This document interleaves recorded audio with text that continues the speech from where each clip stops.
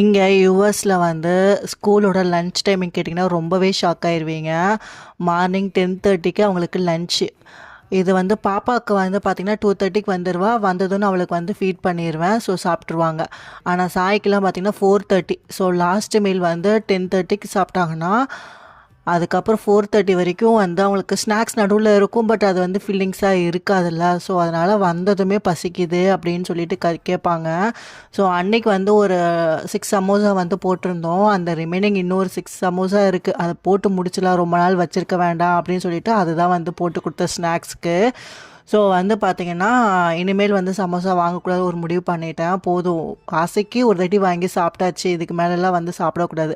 எனக்கெல்லாம் பெருசாக இந்த சமோசாவில் வந்து சாஸ் தொட்டு சாப்பிட்ற அந்த பழக்கம்லாம் கிடையவே கிடையாது. சமோசானா சமோசா டேஸ்ட்டு மட்டும்தான் இருக்கணும். அதில் சாஸ் தொட்டோம்னா அந்த டேஸ்ட்டே வேறு மாதிரி ஆயிரும். உங்களுக்கு எப்படின்னு கமெண்ட் பண்ணுங்கள்.